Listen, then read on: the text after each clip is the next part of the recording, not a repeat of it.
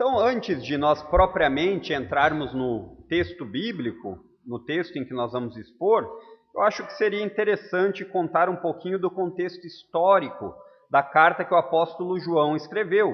Essa é a primeira carta de 3 que ele escreveu, por isso que tem o númerozinho 1, primeira carta de João, tem a segunda e a terceira. E João era um dos apóstolos de Jesus. João era o apóstolo que aqui nessa época ainda estava vivo. E muito provavelmente essa carta de 1 João, ela foi uma das últimas a serem escritas, e isso a gente não tem uma exatidão, uma precisão, mas é muito provável que aqui nós estejamos falando lá pelo ano 90, a última partezinha do primeiro século. Então notem que João aqui já deveria estar bem velhinho quando ele escreve isso. E é interessante que João escreve aqui depois de quase um século de cristianismo na prática, com os apóstolos ensinando, e essa carta ela tem um caráter de trazer de volta os crentes que estavam naquela época vivos às doutrinas básicas da fé cristã. Então é interessante que mesmo com os apóstolos ainda vivos, ou com a sua doutrina sendo proclamada de boca, muitos dos ensinos já haviam sido distorcidos. Curiosamente, nós podemos aqui lembrar, então, que não existem várias verdades, não existem vários tipos de fé, não existem aqui vários tipos de possibilidades. Para a doutrina cristã, para a Bíblia, apenas existe uma, e ela é a palavra de Deus. Curiosamente, nos nossos dias, cada um tem a sua verdade, né? O pessoal diz, não, mas olha só, eu creio nesse Jesus, mas eu creio do meu jeito. João aqui, se estivesse vivo, ele iria dizer, olha, eu escrevi uma carta para combater esse tipo de pensamento, esse tipo de equívoco, dando assim um pouquinho de tolerância ao chamar de equívoco. E dentre os ensinos que aqui João está combatendo com a sua carta, aqui nós temos o comecinho de uma doutrina que não é propriamente do século I, ela vai começar mais de maneira intensa no século II, chamada gnosticismo. Então aqui os estudiosos gostam de dizer que nós vemos na carta de João uma defesa de um gnosticismo embrionário, a ideia de que ele estava nascendo. E basicamente o gnosticismo falava duas coisas básicas, que entre elas depois você vai ter várias ramificações. Mas uma era de que Jesus não era realmente homem, ele não tinha carne. Vocês vão ver que se vocês lerem a carta, João vai dizer o que nós temos visto e tocado com as nossas mãos, ou seja, Jesus veio em carne. E João era uma testemunha ocular, João andou entre eles, então ele estava dizendo para esse pessoal, olha, Jesus veio em carne sim. Então esse era um dos ensinos que eles diziam. Hoje nós vamos ver muitos das religiões orientais dizendo essa ideia de que Jesus não veio em carne, que Jesus era apenas um espírito. E aí também nós vamos ver nessa ideia do gnosticismo uma desvalorização do corpo físico. Então eles diziam o seguinte, o corpo físico não importa, o que importa realmente é aquilo que é espiritual. Então eles faziam uma divisão, uma dicotomia, uma separação. Eles diziam, olha, não se preocupe com o que você faz com o seu corpo, porque o que vale mesmo é o espírito. E nós vemos que João combate duramente isso. João escreve essa carta justamente para combater os falsos ensinos que estavam vindo e muitas vezes não eram fora da igreja. Isso é interessante, não é? Muitas vezes esse ensino, ele vai devagarzinho, ele vai se introduzindo na igreja e muitas pessoas dão ouvidos e dizem assim, olha só que legal. E muitas vezes as pessoas nem percebem que elas estão se afastando dessa doutrina. E João escreve então essa carta com a ideia de venham novamente. E o capítulo 5, do qual nós vamos falar, é o finalzinho da carta, onde João já explicou várias coisas e agora ele vai fazer um incentivo a esses cristãos. Se nós pudéssemos aqui descrever das coisas que João fala, ele começa dizendo o seguinte, no verso 13. Olha o que ele começa dizendo, agora entrando propriamente no texto. Estas coisas vos escrevi. E aí talvez a gente pense, quais coisas ele escreveu? E é isso que eu gostaria de começar a tratar com vocês. Mas antes disso, vamos pedir a Deus que nos ajude? Vamos abaixar nossas cabeças em oração? Querido Deus, nós sabemos que nós somos falhos e nós temos certeza que não é a nossa capacidade de convencer as pessoas que faz diferença. Por isso nós te pedimos que através de ler o texto bíblico, através de explicá-lo, o Senhor seja fiel à tua própria palavra e traga entendimento às pessoas. Como nós aprendemos hoje de manhã no culto de ceia, nós clamamos a ti que o Senhor nos ajude. Nós suplicamos ao teu Santo Espírito que possa nos trazer a iluminação da tua verdade. Não porque ela seja difícil de ser compreendida, mas porque muitas vezes os corações são duros e orgulhosos. Nós te pedimos isso em nome de Cristo. Amém. Queridos, vamos fazer o seguinte, vamos ler o texto todo e depois nós vamos voltar e fazer ele em partes, tá bom? Então acompanhem comigo a leitura do verso 13 que diz o seguinte: Estas coisas vos escrevi, a fim de saberdes que tendes a vida eterna. A vós outros que credes em o nome do Filho de Deus. E esta é a confiança que temos para com ele, que, se pedirmos alguma coisa segundo a sua vontade, ele nos ouve. E se sabemos que ele nos ouve quanto ao que lhe pedimos, estamos certos de que obtemos os pedidos que lhe temos feito. Se alguém vir a seu irmão cometer pecado não para a morte, pedirá, e Deus lhe dará vida. Aos que não pecam para a morte, há pecado para a morte, e por esse não digo que rogue. Toda injustiça é pecado, e há pecado não para a morte. Sabemos que todo aquele que é nascido de Deus não vive em pecado. Antes, aquele que nasceu de Deus o guarda, e o maligno não lhe toca. Sabemos que somos de Deus e que o mundo inteiro jaz no maligno. Também sabemos que o Filho de Deus é vindo e nos tem dado entendimento para reconhecermos o verdadeiro. E estamos no verdadeiro, em seu Filho Jesus Cristo. Este é o verdadeiro Deus e a vida eterna. Filhinhos, guardai-vos dos ídolos. Então, o meu objetivo, queridos, é que nós possamos aqui encontrar pelo menos 5 incentivos, 5 certezas desses versos que nós lemos, que João dá aos crentes.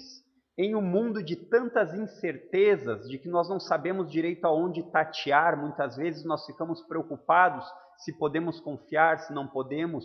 Então a Bíblia pode nos trazer palavras de certeza. Você pode ter certeza de várias coisas.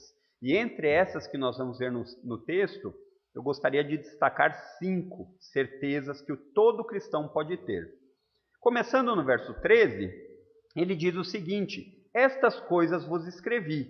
E aí ele vai propriamente dizer coisas que ele já tinha escrito. E quais eram essas coisas?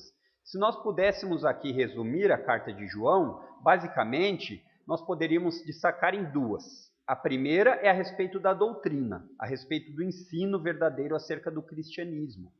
E essa verdade a respeito do cristianismo, ela inclui várias coisas na carta de João. A natureza humana real de Jesus, ou seja, Jesus ele tinha carne sim, ele era Deus homem. Então Jesus também, ele tinha, aqui João vai tratar a santidade de Deus, essas coisas que ele escreveu. Ele também vai falar a respeito da perseverança na fé cristã. Ele vai falar sobre as origens das doutrinas de Cristo e das que não eram de Cristo. Porque coisa muito fácil é as pessoas dizerem, olha, esse ensino é de Cristo. E aí a gente diz, como é que você me prova isso? Nas Escrituras. Então era muito comum as pessoas quererem atribuir aquilo que elas falavam a um ensino que vinha da parte de Deus. E nem todos vêm da parte de Deus. Era isso que João falava. Da necessidade, aqui nós vamos ver na carta de João, isso que ele escreveu, da necessidade do ensino apostólico das Escrituras. Ou seja, os apóstolos eles tiveram uma tarefa a ser feita que era instruir a base da igreja. A doutrina dos apóstolos é o fundamento no qual a igreja foi construída. uma vez que a tarefa dos apóstolos e dos profetas está cumprida, o raciocínio lógico da Escritura é que não existem mais profetas nem apóstolos. Então, muitas vezes, isso vem de falta de Bíblia. Outra coisa que ele vai falar é a esperança no eterno. Isso ele escreveu e ele vai falar. Quantas vezes os crentes, eles estão mais preocupados apenas com esse tempo curto, em que a gente sabe que cada dia que passa parece mais uma nuvem, uma névoa, como diz Tiago, que os nossos dias são como uma névoa. Hoje de manhã ainda falava com o pastor na hora de orarmos pelos irmãos de aniversário, eu falei, faltou o Davi. Ele disse, não, o Davi foi em abril. Eu disse, nós já estamos em maio. E o tempo é assim, o tempo passa, ele voa, ele corre. E muitas vezes os cristãos, eles são pegos nessa ideia de se deslumbrar demais com esse tempo presente e acabam não tendo os olhos no que realmente importa. Ah, então você está querendo dizer que nós devemos abandonar o tempo? Não, eu estou querendo dizer que nós devemos ter o foco certo, olhando sempre para o alto. A segunda coisa que nós vamos ver nessa descrição do que ele fala, estas coisas vos escrevi, poderiam ser separadas nos princípios morais corretos. Então, obediência a Deus, João vai falar aqui nos primeiros 4 capítulos, ele vai falar sobre a obediência a Deus. Muitas vezes as pessoas dizem que creem em Cristo, mas não o obedecem. E dizem que, mas isso é outra coisa. Não, João vai dizer que a obediência e a fé são os dois lados de uma mesma moeda. Então você não consegue ter um e não ter o outro. João também vai falar a respeito do amor bíblico, do amor que Deus requer a Ele próprio, dos cristãos a Ele e dos cristãos entre si, dos irmãos. O amor que Deus odeia, que é o amor ao mundo. Ele vai falar sobre a separação da vida do crente do mundo. Então, a separação da vida do crente, João não diz aqui que nós devemos ser eremitas, aqueles monges que fugiam. Não, ele está querendo dizer que nós devemos nos separar do mundo estando nele. Ou seja, viver para Deus cada dia mais. Viver para Deus e para a sua glória, em todas as atividades. João aqui também, se eu trocar por Pedro, vocês não estranhem, porque eu gosto de Pedro também, eu estava pregando em Pedro, então pode ser que saia um Pedro aqui, mas é de João que nós estamos falando, tá bom? A incompatibilidade do cristão com o pecado, isso a gente vai tratar nos versos que a gente leu, mas qual é a ideia aqui da carta? É impossível que um cristão esteja confortável com o pecado. Isso pode provar nada mais, nada menos que ele, no fim das contas, não é um cristão. E João, ele é extremamente radical, irmãos. Se vocês muitas vezes acham que eu posso exagerar aqui, ser um pouquinho radical, é porque vocês não leram a carta de João. João, ele separa aqui duas famílias. Ele diz, ou você está na família de Deus, ou na família de Satanás. Ele diz, não tem família do meio. E ele também vai falar sobre a ideia de guardar e praticar os mandamentos de Deus. Sendo assim, é isso que ele fala quando ele diz, estas coisas vos escrevi. Tudo isso. E ele diz, a fim de saberdes que tendes a vida eterna. E essa é a primeira certeza que eu queria que os irmãos guardassem e fossem incentivados com ela. Os crentes, os cristãos em Cristo, eles têm a certeza da vida eterna. Verso 13. A fim de saberdes que tendes a vida eterna, a vós outros que credes em o nome do Filho de Deus. E talvez, quando João escreve aqui, ele sabe que aqueles cristãos que estavam perto dele tinham essa ideia de vida eterna mais clara do que nos nossos dias, não é verdade? Porque eles viram, eles propriamente, talvez não por causa da idade avançada, mas João havia visto e praticado muitos milagres. João havia andado com Jesus, o Verbo encarnado. João havia visto Deus. Ele sim pode dizer, eu vi Deus. Tem um monte de gente aí que fala, eu vi Deus. Esses aí não sei não. Então João, ele viu Deus de maneira física. Ele viu, é isso que a Bíblia diz, que Deus tabernaculou, ele se fez homem e andou entre eles.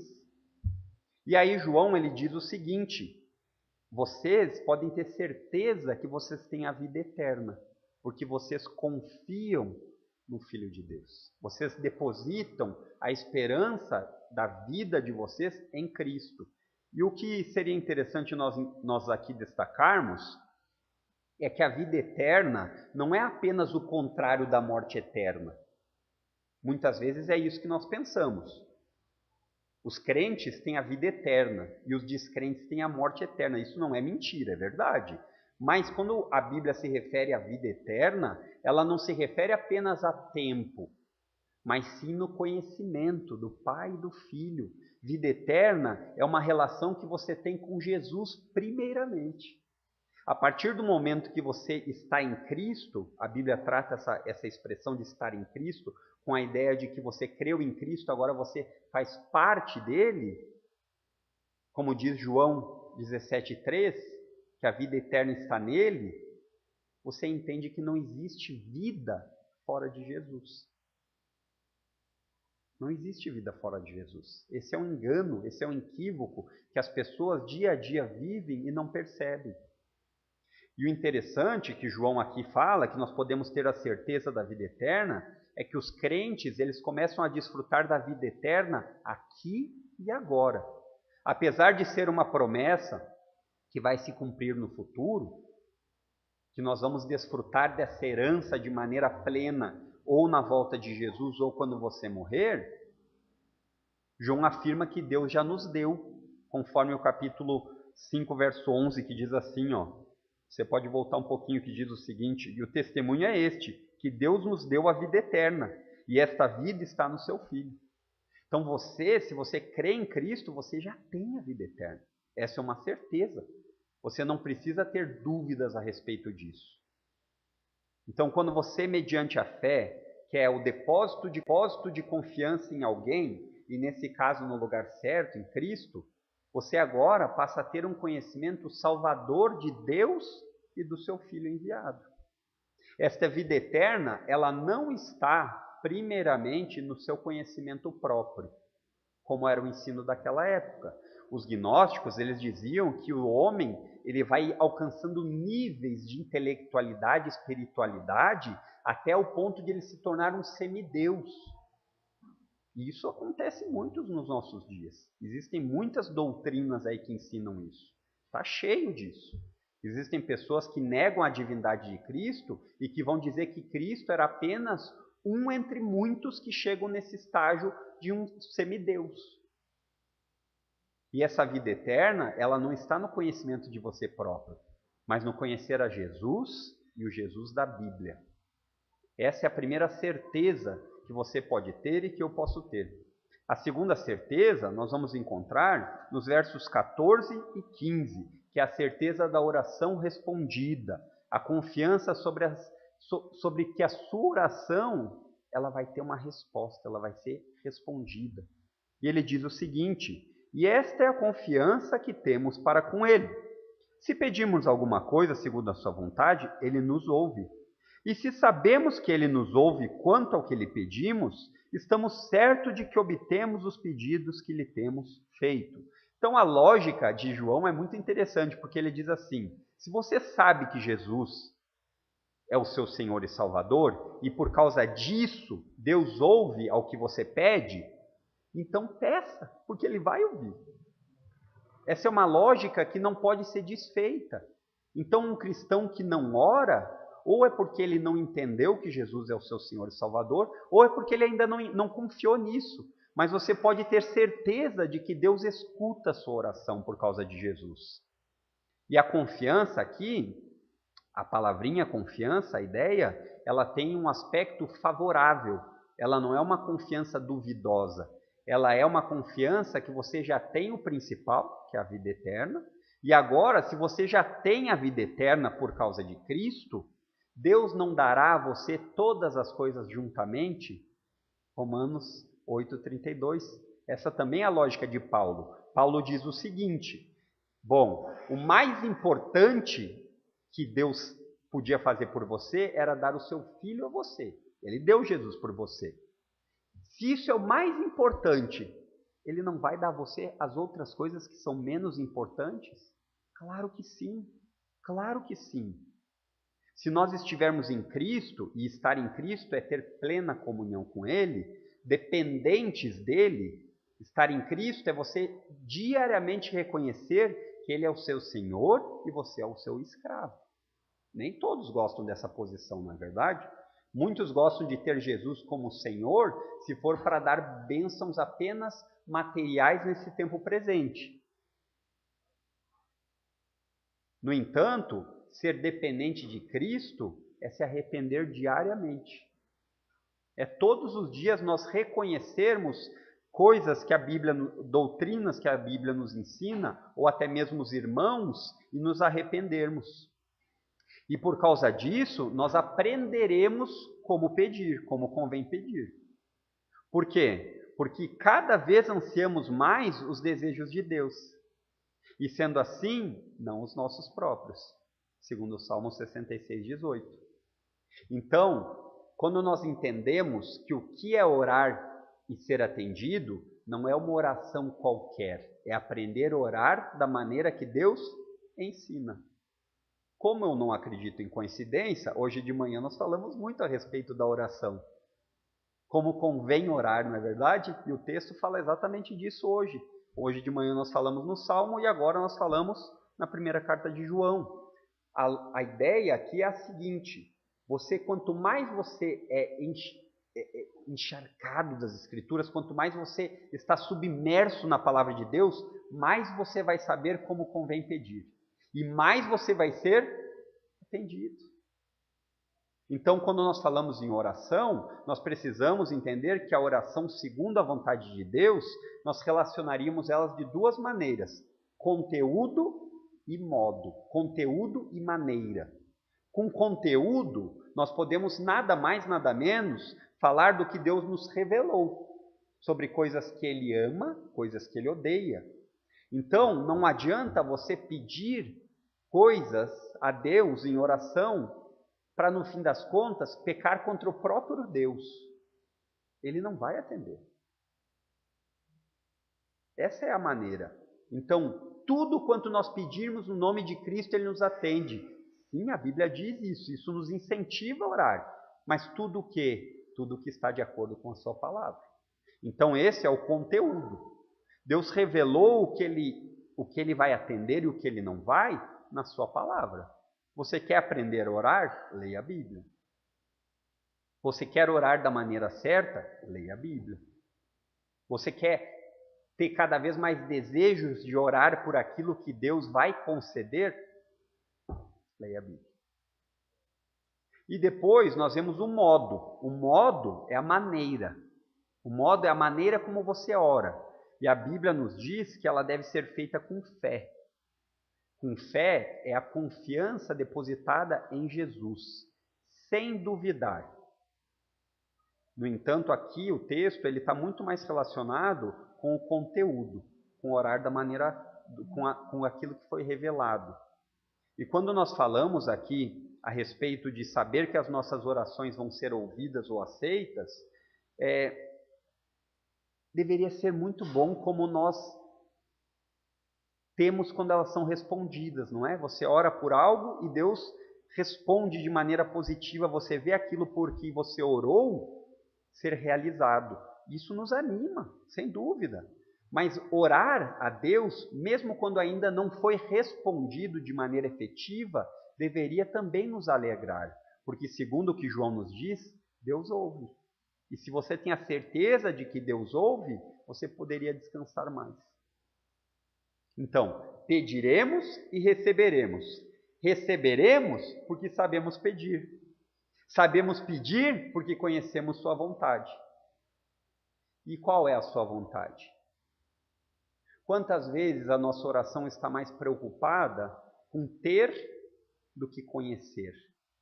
Quantas vezes você orou pedindo por intimidade de Deus? Deus, eu queria conhecer o Senhor mais.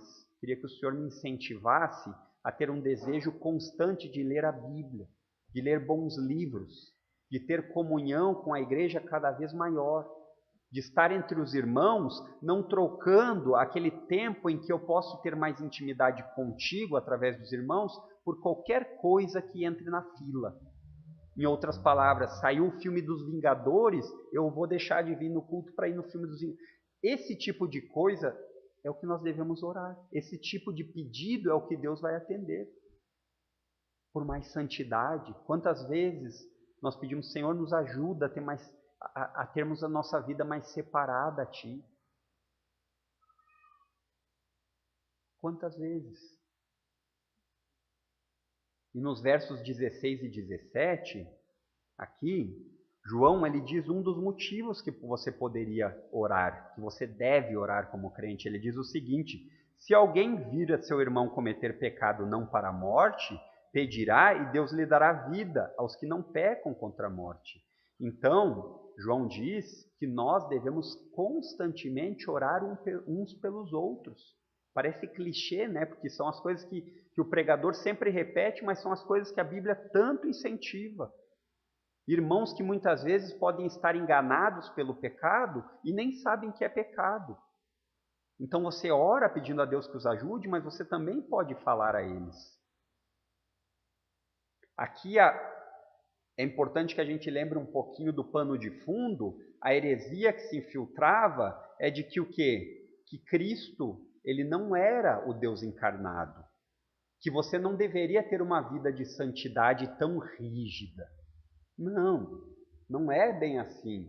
E aqui isso se infiltrava de maneira rápida, porque as pessoas gostam de ouvir esses tipos de coisa. Não, você não precisa priorizar tanto assim a Deus.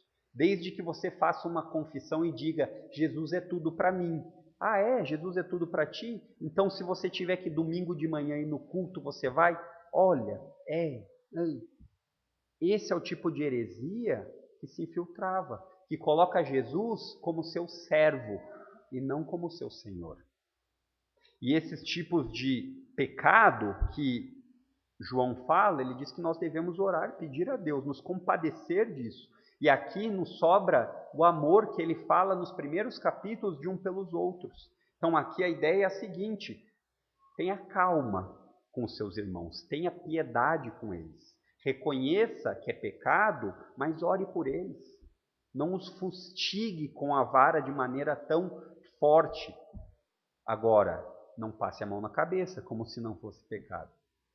E ele continua dizendo aqui, coisas do tipo, esse tipo de heresia, que Jesus não é o Cristo. Era o que ensinavam. Que Jesus não era o Deus encarnado. Que o pecado não era tão grave assim. Então, em outras palavras, o que João está dizendo aqui, parece que ele continua dizendo, aí vocês podem ver no verso 16b, que diz o seguinte, ele começa dizendo o 16 assim: se alguém vir a seu irmão cometer pecado não para a morte, pedirá e Deus lhe dará vida aos que não pecaram para a morte. Aí ele continua dizendo: há pecado para a morte, e por esse não digo que ore. Embora seja um texto extremamente difícil, e nós não temos tanta informação aqui a respeito de que pecado, se existe um pecado específico que leva à morte, nós podemos fazer aqui uma boa ideia por causa do pano de fundo. O pano de fundo era o seguinte: a heresia se infiltrava e pessoas apostatavam da fé. O que é apostatar da fé? Você abandonar as doutrinas básicas e você ir para o outro lado. Então João, ele dá evidências do ensino correto, da vida moral, reta, do amor a Deus e aos irmãos. E os falsos mestres, eles não iriam passar nesses testes. Aí ele diz assim: todo pecado contra Deus é pecado, ou seja, toda falha contra Deus, toda falta é pecado.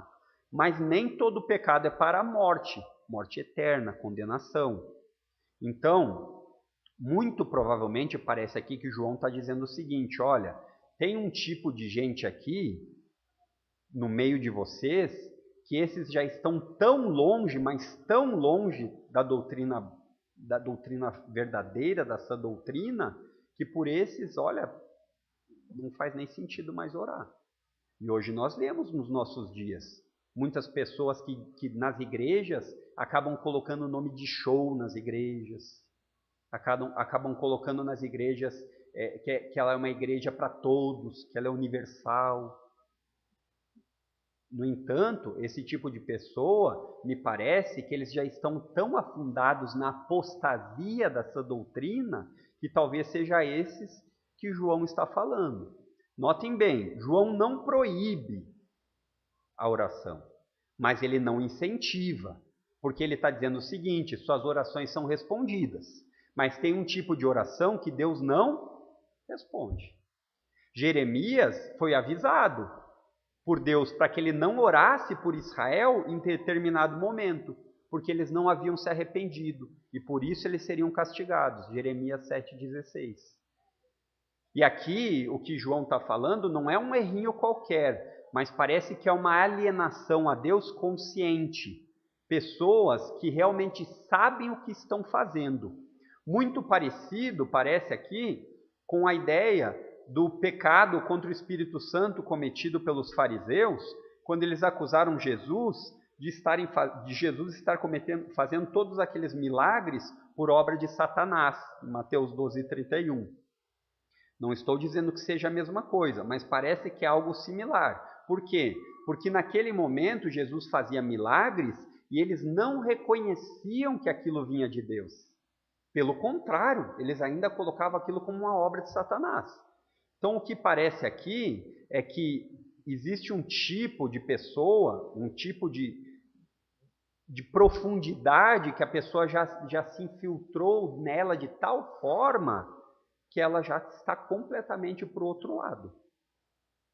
E o pior não é isso. Ela não só está completamente enganada, como ela quer que os outros sigam o mesmo caminho. E aqui nós vemos que é a apostasia da fé. Agora, queridos, como nós não sabemos de fato a intenção dos corações das pessoas, é somente Deus, na dúvida você ore, não é? Porque Deus pode responder a sua oração. No entanto, o que aqui João diz é que nós podemos ter a certeza de que Deus ouve as nossas orações.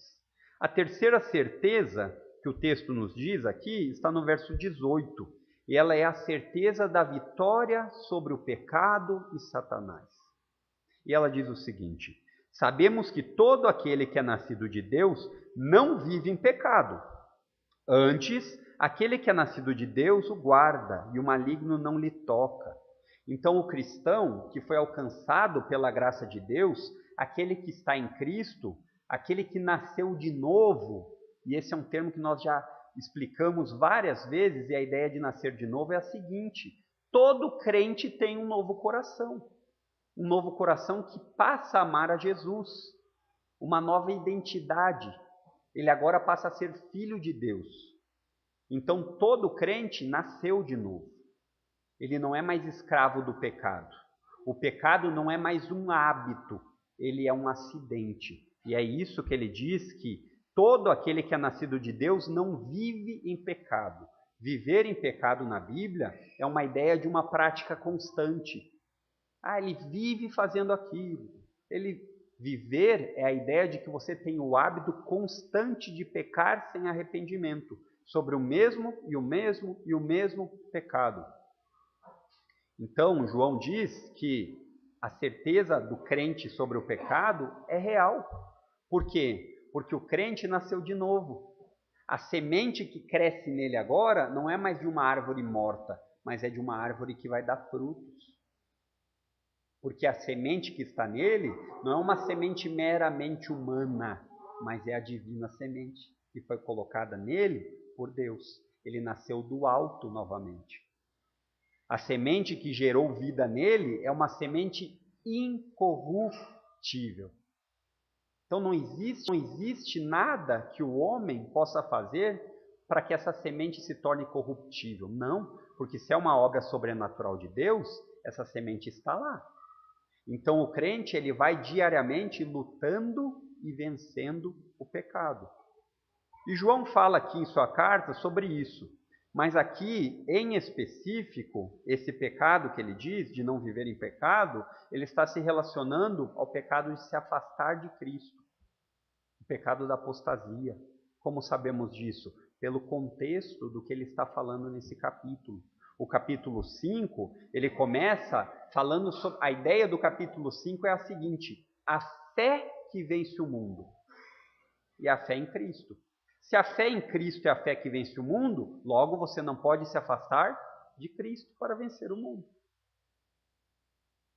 O regenerado, aquele que ganhou um novo coração, é esse termo que a Bíblia fala, de uma pessoa que foi regenerada, ele não cometerá esse pecado para a morte da apostasia, o pecado que afasta a pessoa de Cristo para sempre. Porque Deus, conforme o texto diz, aquele que nasceu de Deus, o guarda. Então, Deus não só resgata, mas Ele guarda. A real certeza que você pode ter que você vai vencer o pecado, sua vitória, a certeza que você amanhã, hoje dorme e amanhã não acorda descrente, não é por causa de você, é porque Deus lhe guarda. Se dependesse de você, diariamente você teria problemas com isso, com a descrença. Mas Deus, ele não faz uma obra pela metade. Ele salva e ele guarda. É isso que nós sabemos. E este novo nascimento, ele gera uma mudança para que o cristão também se guarde. É um processo duplo. Como é um processo duplo? Porque se você tem um coração novo, aquilo que você ama agora é diferente daquilo que você amava quando você não tinha Cristo.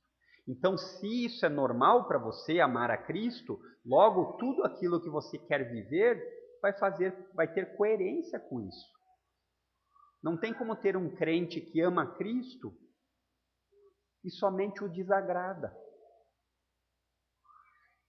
Não tem como você ser um crente bíblico que nasceu de novo, aqui até acaba sendo uma coisa, não deveríamos ser um crente que nasceu de novo, porque todo crente nasceu de novo.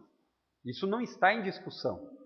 Todo crente, se você sabe que a pessoa, você fala, ela é crente, eu sou crente no Senhor Jesus, você não precisaria falar, você é um crente que nasceu de novo? Isso é uma redundância, porque todo crente tem um novo coração, a Bíblia ensina. E sendo assim, ele começa a levar cada vez mais a sério o ensino. Ele começa a levar a sério cada vez mais o guia que ele tem para a sua vida, a sua regra de vida e de fé, a sua regra de prática. Aquilo que ele vive diariamente tem um molde a ser seguido. E ele continua por fim dizendo, no verso 18, que o maligno não tem mais autoridade. Ele não lhe toca. E a ideia aqui é, não caia no erro de achar aqui que João está dizendo assim, olha, o crente quando vem a Cristo, ele não tem mais problemas. O crente quando vem a Cristo, ele não tem mais dificuldades, provações. Não. O que João está dizendo aqui, ele está dizendo o seguinte, nunca mais esqueça que Deus o guarda, apesar das suas dificuldades, das suas circunstâncias. E que Satanás não tem poder para lhe tocar, a não ser que Deus, por algum motivo, permita. Como ele fez no caso de Jó, como nós vemos em outros casos na Bíblia. Então, o cristão bíblico, ele não vive a sua vida naquela guerra entre Satanás e Deus com o mesmo poder, e os dois constantemente disputando, né? E as pessoas aí, elas fazem algum tipo de... é quase uma simpatia, né? Para Satanás não tocar. Aí ela vai lá, passa óleo nos umbrais da porta, como se fosse... Não. Quem precisa lhe guardar é Deus, porque é Ele que é poderoso para lhe salvar. E se Ele lhe guarda, você não precisa mais temer o maligno. Mas não temer o maligno não é viver como se ele não existisse. Mas é lembrar, como Pedro diz, que o diabo anda ao nosso redor. E ele está esperando uma oportunidade para que ele possa, como um leão, lhe dar uma bela de uma mordida. Então, vigilantes, mas confiantes. Atentos, mas seguros. Em quarto, a quarta certeza que nós podemos ter está no verso 19, que é a certeza de que o crente, ele é uma propriedade de Deus. A certeza que nós somos povo exclusivo de Deus. Verso 19. Sabemos que somos de Deus e que o mundo inteiro jaz no maligno. E João usa a palavra mundo para trazer a ideia de uma humanidade em corrupção contra Deus. Vou explicar melhor aqui. A Bíblia trabalha com essa palavrinha mundo de duas formas. Para falar a respeito da criação, de tudo que foi criado, e para falar a respeito de um tipo de gente, aqui, a humanidade, que não leva Deus em consideração, ou seja, ímpios, ou seja, pessoas que não têm preocupação em agradar a Deus. Isso é o que João, na sua carta e nos seus evangelhos, ele trata como mundo. Então, quando você ouvir Deus amou o mundo, não é que Deus ama todo mundo, mas que Deus amou pessoas que eram rebeldes contra Ele. E assim faz sentido aqui a separação que tem entre filhos de Deus e filhos do mundo. Então, nem todo mundo é filho de Deus. Essa é uma dura verdade que muitas vezes a gente luta com ela. A gente diz, pois é, todos são criaturas de Deus. Filhos de Deus são aqueles que estão em Jesus. Esse é o ensino da Bíblia. Então, nós podemos ter certeza de que somos de Deus. Fazemos parte da família de Deus. E se somos seus filhos, logo devemos obedecer ao Pai. Porque amar ao mundo, e lembre de que a ideia mundo aqui é tudo aquilo que está em oposição contra Deus, como uma guerra, como uma luta. Amar o mundo é uma contradição contra Deus. O filho deve obediência ao seu pai. João vai dizer aqui em sua carta, nos capítulos anteriores, quem ama o mundo é inimigo de Deus. É impossível. Não são coisas que se encaixam.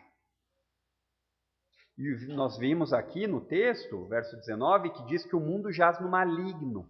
E jaz no maligno é a ideia de uma passividade tranquila.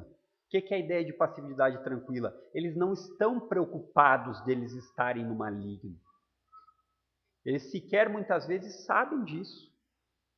Eles não sofrem por isso como o crente. O crente, quando peca, ele sofre.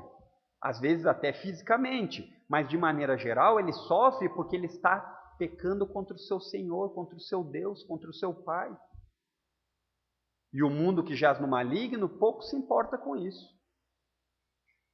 Por isso nós vemos que a vida cristã ela não vai ser uma vida de brincadeira. A vida cristã leva em consideração aquilo que ela aprendeu do seu pai.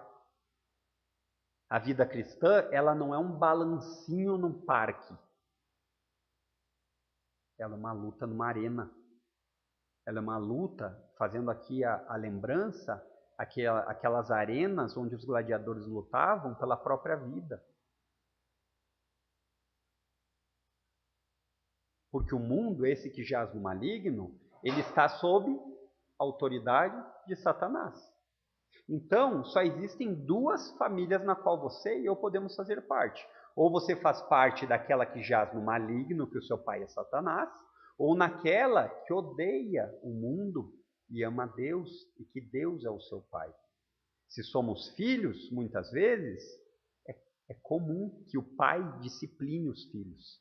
Então, muitas vezes, se você constantemente fica insistindo no seu erro, no pecado, se você for filho mesmo, Deus vai lhe disciplinar. E eu oro por isso. É isso que o verso 16 nos diz, para orar por irmão que está em pecado. Hebreus 12:7 diz que Deus disciplina os seus filhos. E a quinta e última certeza que nós temos estão nos versos 20 e 21.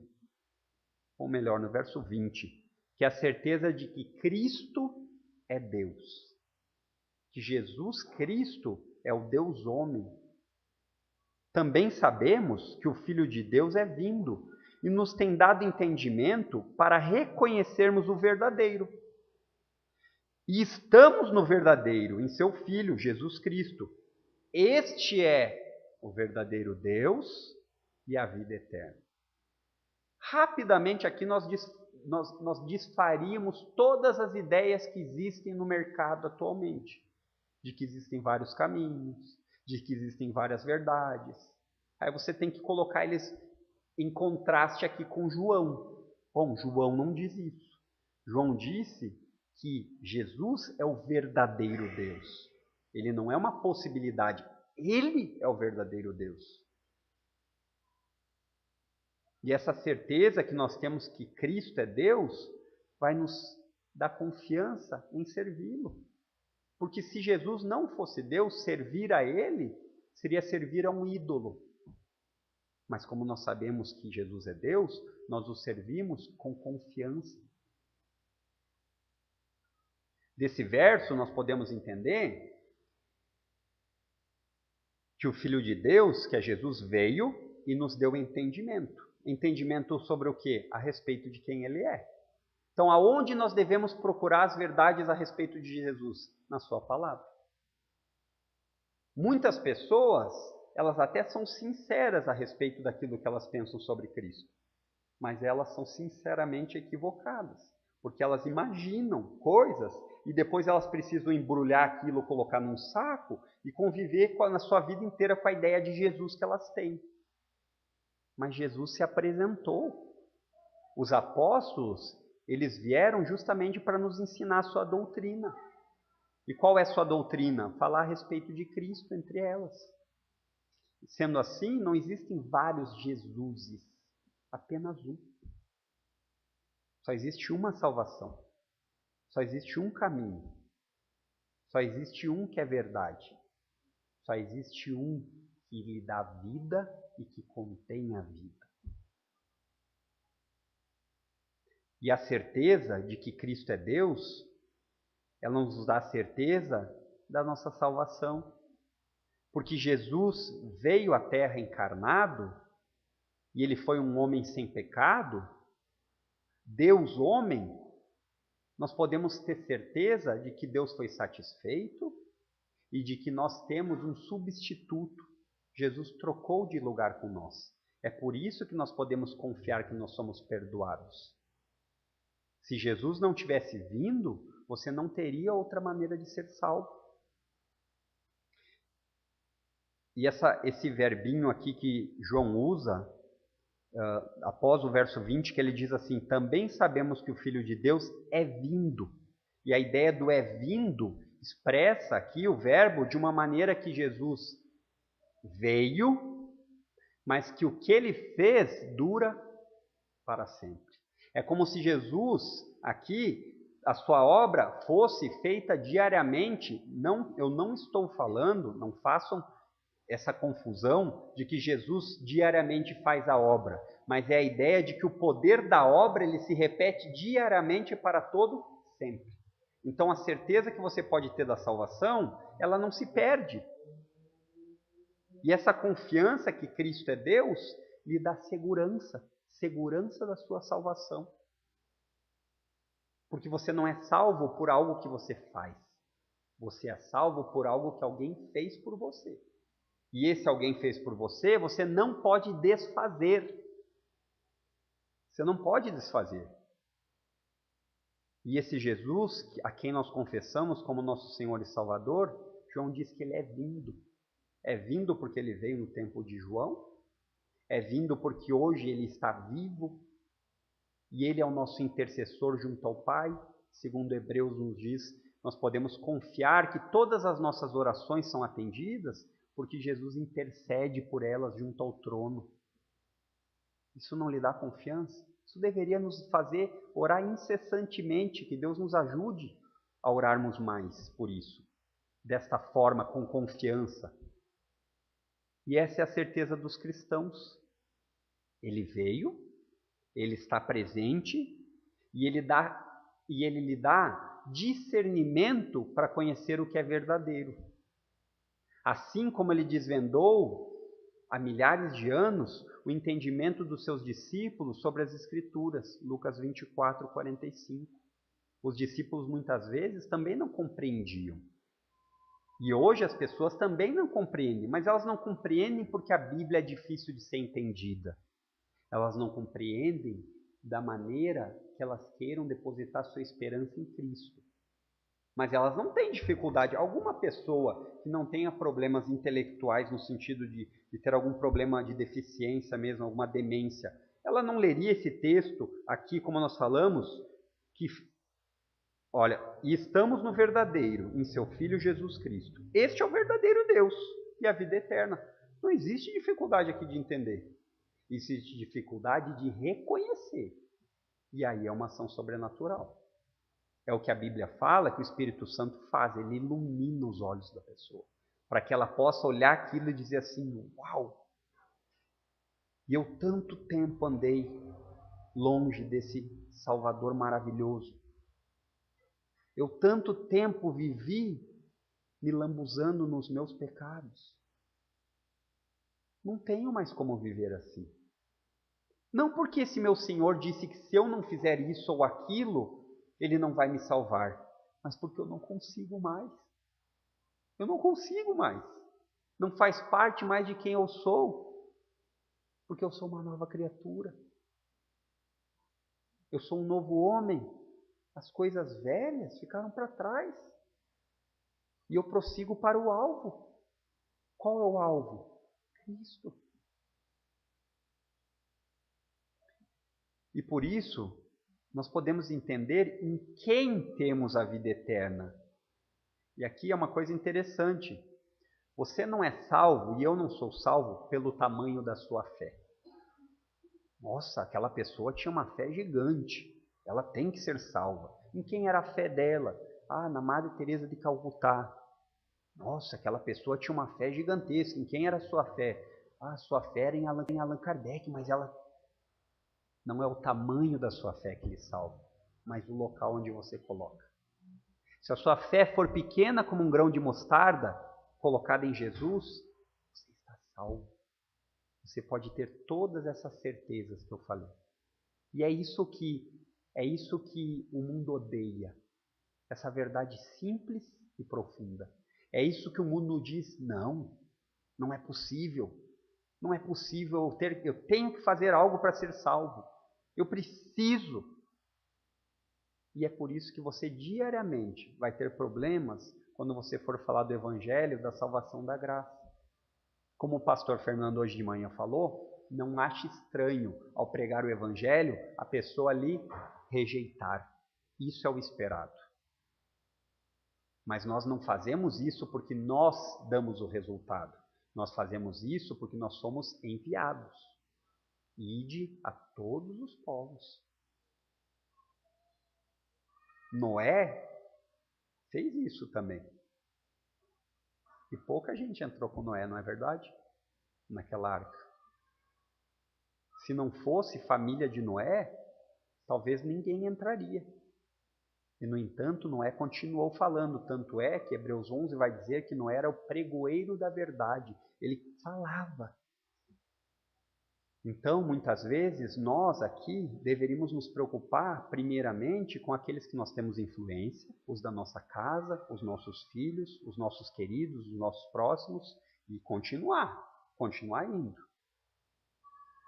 Nós não temos a certeza e nem a fórmula de quantos vão ser salvos, porque isso não nos cabe. Mas o ponto é, naquilo que depender de você, se esforce. De que forma? Pregando a verdade. Aos seus filhos, ao seu esposo, à sua esposa, aos seus amigos, aos seus irmãos, aos seus colegas de trabalho. Porque isso que nós estamos falando aqui, se é verdade, tem uma consequência eterna. Se isso que eu preguei aqui, que João falou aqui, e eu estou apenas repetindo, se o que João falou é verdade, existe céu e inferno. Se o que João falou é verdade, existem duas famílias. E as duas têm consequências eternas. Uma vai ter o desfrute, vai poder desfrutar do seu Senhor a vida inteira.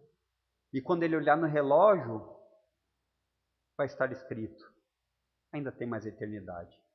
E aí você está num deleite lá e você vislumbra alguma coisa que você goste de fazer que passa rápido e multiplique isso por uma imensidão que você não tem capacidade de pensar.